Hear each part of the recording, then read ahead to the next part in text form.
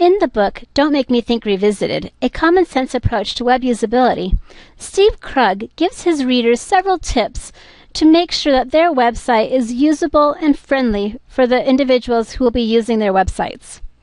By using the letters from the title of the book, we are able to have a few reminders on these tips. Our first tip is don't diminish goodwill. What this is basically saying is make sure that the website is user-friendly for those individuals who will be using it. For example, we don't want to hide important information from our users. If it's something they need to know, we need to have it very obvious and in an easy-to-find location so they don't become frustrated to find the information. Additionally, we don't want to punish our users for trying to find things their way. Don't force the users into having to go through a certain series of steps to find something when they could easily find it a different way that makes better sense to them. Additionally, when we're asking them to fill out forms, make sure that we only ask for the needed information. Don't waste the user's time by asking for information that we won't be using anyway. And finally on this area, make sure your website does not look like an amateur created it. We want it to be professional with nice clean lines and simple graphics that don't confuse our users and make it look like we're amateurs.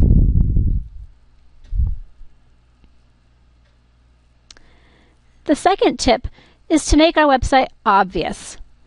Make sure it's obvious where our users need to click to go to a different page. Make sure it's obvious that they know where they can search or how they can get back to the home page. It's very important that everything on the web page is very obvious to the user using it. Think about how they're going to approach your website and make sure things are user-friendly for them in a way that would be very obvious to the average user.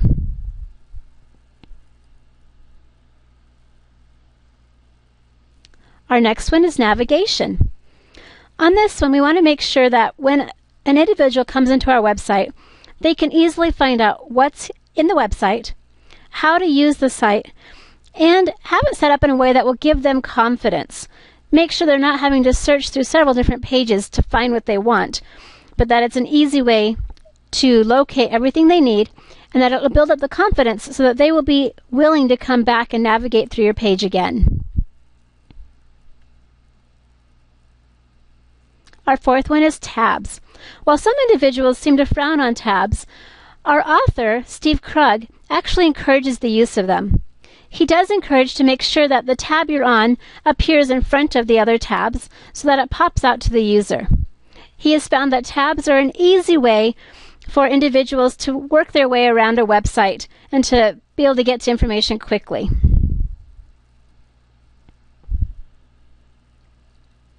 Our next tip is to make usability testing ongoing. A mistake a lot of web designers make is that they wait until their web design is, or their web is supposed to be live within a couple weeks before they do their first usability testing. Steve Krug encourages us to make sure that we do usability testing all the way through, from the start of our design through the end of our design, to make sure that we're not doing just a crash course at the very end to try to figure out what's wrong, and to make sure that we can work through different problems as they come through the design process. It makes a very strong website if we continue doing that. Our next tip is to ensure the website is usable, regardless the device it's on. Whether you're using a laptop, an iPad, a small smartphone, doesn't matter. Make sure that the website is usable for all of those different devices. You may have to design your web page a little differently or include certain tips, buttons, hints for your users so that you're able to make sure they're able to access it on whichever different device they're on.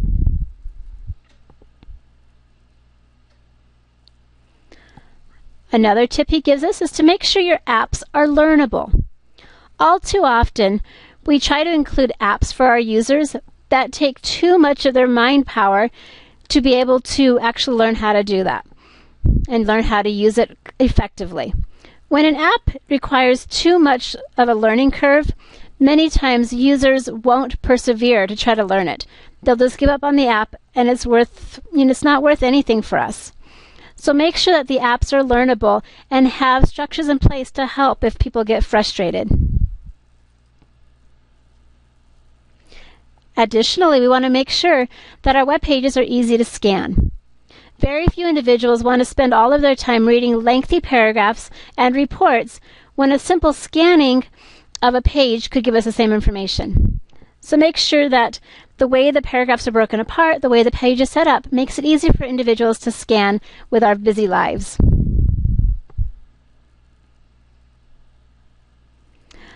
Our next one is mobile devices.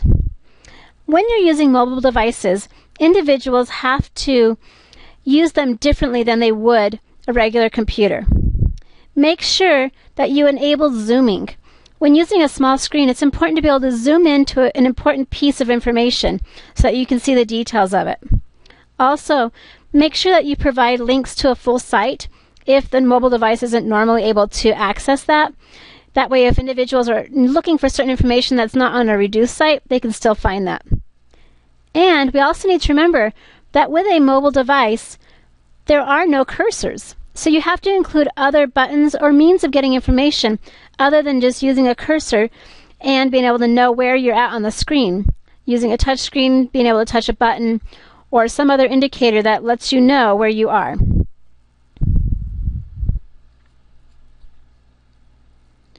Another good point that he brings up is about the question, everybody likes the same thing? Not everybody does like the same thing you do. And so what you decide to do on your web page may not be what the rest of the people would like. By using those usability tests, you can get a feel for what others really do like, and that will allow you to adjust your web page to meet the likes or dislikes of what your user has. Sometimes you may put something on there that is very disliked by other individuals, and that will actually turn them away from your page. So make sure that it's not all about you, but that it's something that your user will like as well. Take out unnecessary words. On web pages, it's very easy to start writing long paragraphs, lengthy descriptions. That is not always necessary. If there are words on your page that you don't need, just take them out. The simplicity of that will actually help your users understand your page better and get more information out of what you have included.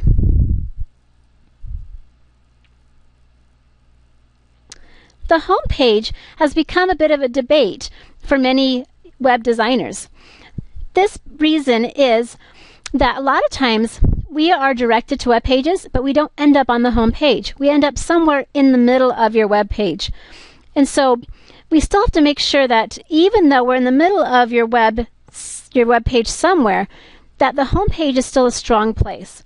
Many people like to come back to the home page as kind of a grounding place. It's their home base. So if they're lost somewhere else in your web page, they want to be able to come back to this. We need to make sure on the home page that we include a tagline that lets them know where they are, a welcome blurb, and a way to find out more, to learn more about your web page. Even though some individuals may never make it back to your home page, it's very important for those that do.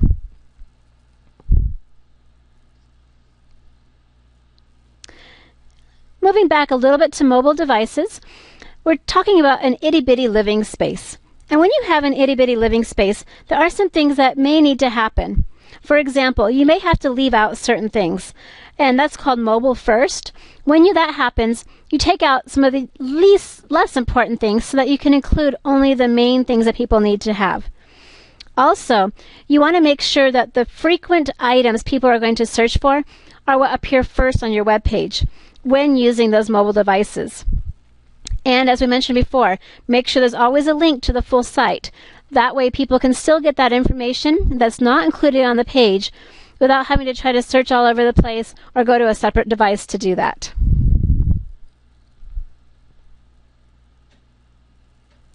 Another tip that Steve Krug gives us is to make sure that every name is on a page. So every page has its own name. You want to make sure that when somebody's on a page, they know where they are. They want to know if they're in a certain area when they're shopping for something, or if they're trying to find information about a particular bug. They need to know that that page is for what they're looking for. And by including that name on the page, it makes it easier for that to happen. And finally, we want to make sure we keep the noise down. This means we don't want lots of things shouting at our users when they go onto a page. This ad over here, or this advertiser on this one, this commercial going on over here. We need to make sure that we only include the important items on our pages. Also, we don't want to have a lot of disorganization. We don't want it to look like a flea market on our page. We want to make sure things are organized in a way that our users are able to find the information they need. Along with that, we don't want a lot of clutter. Look at your page and decide, do you really need to have everything on that page that's on there? If it's not absolutely necessary to be on that page, perhaps you could move it to a different page or not include it at all. Keeping all of this in mind will help your users feel more comfortable when they're using your website, and then they'll be more willing to come back. Well, Steve Krug gives us lots of different tips that we can use to make sure that our web page is usable for our users, making sure it's about them, their likes, their needs, not about ours, while still providing us an opportunity to give the information that we need to our users. If you would like more information about how to make your web page more usable, I would highly encourage that you read the book, Don't Make Me Think I'm Revisited, A Common Sense Approach to Web and Mobile Usability by Steve Krug. He has included many, many more tips. These are just a few to get you started.